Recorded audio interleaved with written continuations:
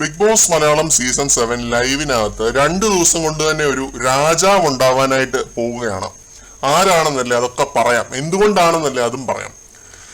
ഇത്തവണ പക്ഷെ രാജാവ് ഉണ്ടാകുന്നതിനെ പറ്റി ആ ഒരു പഴിയും കാര്യങ്ങളും ഒന്നും യൂട്യൂബിൽ വീഡിയോ ചെയ്യുന്ന ഞങ്ങളെപ്പോലുള്ള കുറച്ച് പാവപ്പെട്ടവരുടെ തലയിൽ ആരും ഇടരുത്. ഈ കമന്റ് തൊഴിലാളികളാണ് ഞാൻ പറയുന്നത്.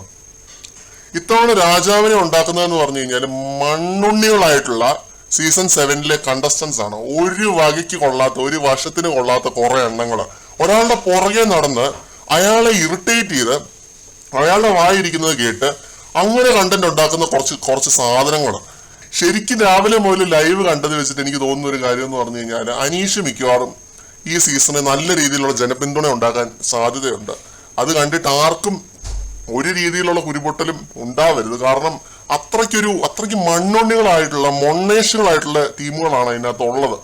ഈ അപ്പാനി ശരത്തും അക്ബറും ഇവർക്കൊന്നും തന്നെയാണ് ഈ വെളിവെന്ന് പറഞ്ഞ സാധനമില്ലേ.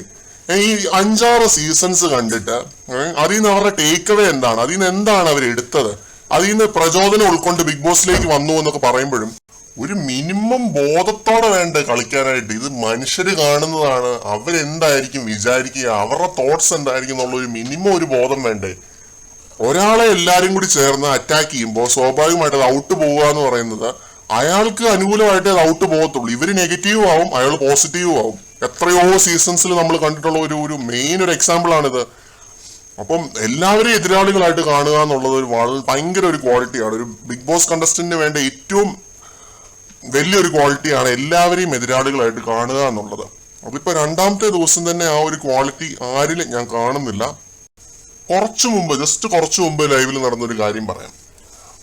ഷാരികയും എല്ലാരും കൂടി ഇരുന്ന ആ ഒരു ഹോട്ട് സീറ്റിന്റെ ഒരു പ്രതീകം പോലെ ഒരു സംഭവം ചെയ്തുകൊണ്ടിരിക്കുകയായിരുന്നു. ഹോട്ട് സീറ്റിന്റെ ഒരു ആക്ട് അവിടെ നടത്തിക്കൊണ്ടിരിക്കുകയായിരുന്നു. ആര്യനെ ഇന്റർവ്യൂ ചെയ്യാൻ നേരത്ത് ആര്യൻ എന്താണ് ഏതാണെന്നൊന്നും അറിയത്തില്ല, ആര്യന്റെ ഒരു സിനിമ പോലും കണ്ടിട്ടില്ല എന്നൊക്കെ ഷാരിക പറയുന്നുണ്ട്. ഷാരികയുടെ ഹോട്ട് സീറ്റ് ആ രീതിയിലുള്ളതാണെന്ന് നമുക്കറിയാം. അപ്പൊ അനീഷ് ഷാരികനെ ട്രിഗർ ചെയ്യാനായിട്ട് ഒരു കാര്യം പറഞ്ഞു. ഷാരിക സോഷ്യൽ മീഡിയ ഉപയോഗിക്കുന്ന എല്ലാവരെയും പറ്റിച്ചോണ്ടിരിക്കുകയാണ് എന്നുവെച്ചാൽ അനീഷ് ഇന്നലെ മുതൽ പറഞ്ഞുകൊണ്ടിരിക്കുന്ന ഒരു കാര്യമാണിത്. ഷാരിക മലയാളികളെ എല്ലാം ഹോട്ട് സീറ്റ് എന്ന് പറഞ്ഞ് പറ്റിക്കുന്നു, സ്ക്രിപ്റ്റഡ് ആയിട്ടുള്ള ഒരു പരിപാടിയാണ് ഷാരിക നടത്തുന്നത് എന്നൊക്കെ പറഞ്ഞിട്ട് അനീഷ് ഒരു സ്റ്റേറ്റ്മെന്റ് അങ്ങ് അടിച്ചു. അപ്പൊ ഔത്തേ കയറി പിടിച്ചിട്ട് മറ്റേ അപ്പാനി ഉണ്ടാക്കിയ പാട്ട് പാടിക്കൊണ്ട് അവിടെ നിൽക്കുവാണ് ഷാരിക. അന്തസ്സുണ്ടെങ്കിൽ സ്വന്തമായിട്ട് കണ്ടന്റ് ഉണ്ടാക്കണമെന്നോ ഏതാണ്ട് പറഞ്ഞൊരു പാട്ട് പാടിക്കൊണ്ട് അവിടെ നിൽക്കുവാണ്. പുള്ളി അവിടെ ഒന്നും നിൽക്കുന്നില്ല, പുള്ളി അവിടെ ആ വഴി നടന്നങ്ങ് പോയി.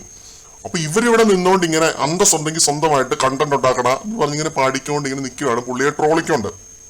അപ്പൊ ഇതൊക്കെ കാണുമ്പോൾ എന്ന് പറഞ്ഞു കഴിഞ്ഞാൽ വളരെയധികം വെറുപ്പിക്കലായിട്ടുള്ള കാര്യങ്ങളാണ് ഇവർ ഈ ചെയ്തുകൊണ്ടിരിക്കുന്നത്. പുള്ളി കണ്ടന്റ് ഉണ്ടാക്കുന്നതെന്ന് പറഞ്ഞു കഴിഞ്ഞാൽ ഇവരെ ട്രിഗർ ചെയ്ത് തന്നെയാണ് അനീഷ് കണ്ടന്റ് ഉണ്ടാക്കിക്കൊണ്ടിരിക്കുന്നത്. ഈ 2 ദിവസമായിട്ട് നമ്മൾ കാണുന്നത് അത് തന്നെയാണ്. എന്തേലും പറഞ്ഞൊരു തിരി ഇട്ടിട്ടങ്ങ് പോവും, ഇവര് ഔത്തേ കയറി പിടിച്ച് അതൊരു വൻ സംഭവമാക്കും. അതാണ് നടന്നുകൊണ്ടിരിക്കുന്നത്. അപ്പൊ ഇങ്ങനെയൊക്കെയാണ് കാര്യങ്ങള്. മറ്റൊരു അപ്ഡേറ്റുമായിട്ട് നമുക്ക് വീണ്ടും കാണാം.